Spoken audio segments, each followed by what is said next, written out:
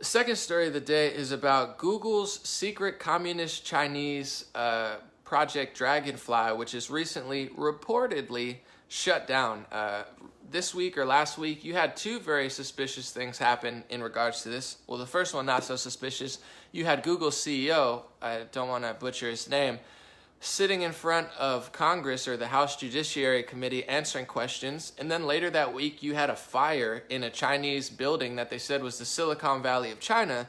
And a lot of reports were saying that it was Google's offices that were on fire. So you have testify in front of Congress, your offices in China are on fire, and then all of a sudden you're backing away from the communist Chinese Google Project Dragonfly. So what is Project Dragonfly? Or what was it? It was Google's secret project, and it wasn't so secret. Alex Jones has been talking about it for 2 or 3 years. That's why I don't like when the QAnon people attack Alex Jones. It's like he's been saying things that you're saying now, like 4 years ago. It's like, why would you hate on your father? He's done everything you're doing now. I don't want to get too off topic, but some of the biggest QAnon pushers who have like millions of views, they're regurgitating what Alex Jones said in 2008. Like literally I watched their whole video. I'm like, that's nice, but I heard that from Alex Jones in 2008. Yet they hate Alex Jones and call him a shill. Doesn't make any sense to me, but continue to feel the way you want to feel. It's a free world. But personally, it bothers me a little bit to see people who are regurgitating other people's information attack people who did what they did a decade earlier. It doesn't make much sense to me, but maybe it does to some. Anyway, it was a Google secret project in China, not so secret. I've been talking about it for months. Progressives like Jimmy Dore, I want to give credit where credit's due. Jimmy Dore's been talking about this for a while. Probably other progressives have, right-wingers have. So Google purchased 265.com, which is one of the most popular, if not the most popular, home pages in China. China has a communist government. They have a leader who says he's getting rid of term limits, so he's going to be there forever. You have no freedom in China as far as what you search for. They censor your searches. It's not a free internet. Regardless of what you think of it, that's true. So the Intercept reported back in August that they were using 265. It was the Chinese homepage that Google purchased. They were using it as a honeypot for market research and basically sucking up people's data and information, and then using that data information to build their own communist Chinese search engine that was compatible with China. Now, to me, to be honest, if the liberals and Google and the left wing weren't such hypocrites, I wouldn't have a major problem with this. Hear me out. I'm going to give you both sides of the story. So the reason that this wouldn't be that big of a deal is because communist China is going to be communist whether Google's there or not. So if Google doesn't have a stake in China, they're still going to have a filtered search engine. That's probably what they're thinking. So they're like, we want a piece of that pie. That's $1 billion industry there in China.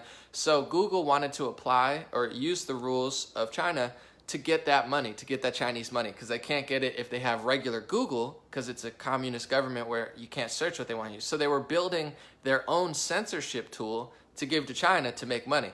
If they weren't such hypocrites, I would say whatever, get that China money, like they're going to do it anyway. I feel that argument a little bit, but the problem is they act like they're these virtuous people of like the Western world. They love illegal immigrants. They love migrants and refugees more than you do. They love women and children, and you're so bad. Yet they have slave factories where people are jumping off, killing themselves, and suicide nets at Foxconn because they're working for like $3 an hour, to make your phone that you buy for $800. Apple moved their iCloud storage to China. They do a lot of their work there because it's cheaper. They're all working with the communist Chinese government. They're doing stuff like Twitter is now working on behalf of Pakistani's government, yelling at Australians and Canadians for violating Pakistani laws, even though they're not from Pakistan. It's like these people are working with the most authoritarian regimes in the world. They're absolutely tanking. If you want to talk about not liking women and children, just go to Libya, where Barack Obama and Hillary Clinton lobbied to go into Libya. I talk about this all the time. BuzzFeed just did a report on it yesterday. It's like it took you 2 years to get on this. That's nice that they got on it, but they went into Libya. They killed Gaddafi, who was trying to, get his people some money and a gold-backed currency, whatever. They killed him. They basically let in extremist jihadis, and now they're enslaving African men in open-air slave markets in Libya, thanks to, Obama and Hillary Clinton. You won't hear a peep about that on Google and Twitter and all these social media tech companies because they don't actually care about people. They'll pretend like they do to push their agenda of screwing up more people's lives. But, you know, when it comes to this communist China stuff, if they weren't such hypocrites, I would say, go ahead, work with the communist Chinese. Just don't bring that to America. You know, do what you got to do over there. Don't bring it here. This is the land of the free. But they don't do that. They not only do the opposite of everything they do, they not only cover up open-air slave markets in Libya and suicide nets and all that stuff in China, but they also slowly, through the mask and guise of liberalism, we're so liberal. Yeah, me too, for sure. Yeah, I love women and children. But they do it, and they bring that communist Chinese ideology, that Pakistani ideology of blasphemy laws, they're bringing it to the United States. They're basically, you know, doing their best authoritarian fascist impression and then telling you you're a fascist, even though they're the ones doing it. So it's like the hypocrisy never ends with the tech companies. We're going to get into that later. Their secret project was not secret if you watch me or you watch Jimmy Dore or you watch Alex Jones. We've been talking about this for months, if not years. And finally, the press just caught up with it, called Google out, and then Google said, oh, yeah, we're not going to do that anymore. Yeah, that was a bad idea. They're only doing that because they got caught. I don't know how people didn't know about this, or maybe they didn't care. The news is dominated by 95% liberals who don't care about human trafficking. They don't care about communism. They don't care about millions of people dead in open-air slave markets worldwide. They only care about opening our borders and following the same failed policies that tanked Europe, that tanked pretty much the entire world. If you go back in history and look at all the bad policies that led to millions of people dead, they are the authoritarians, they are the fascists, they are the evil regime that they pretend to be fighting. And it's nice to see that, you know, Google is now backing away from it. I think these people are losing worldwide because evil does not win. Lies do not last the test of time. They do not stand the test of time.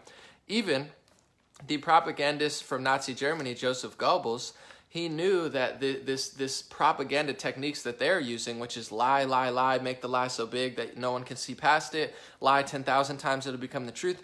Even that propagandist knew that it was not going to last forever. It's a short-term strategy that works well for a while.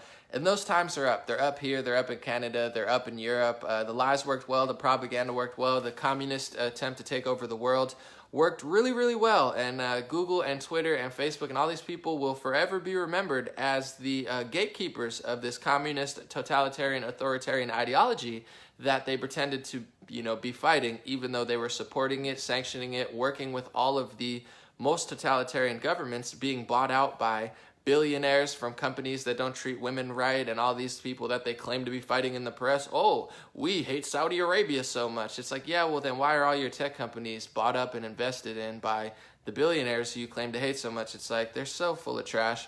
But it's nice to see that nothing that they're doing is actually working. So God bless everybody. That's that story.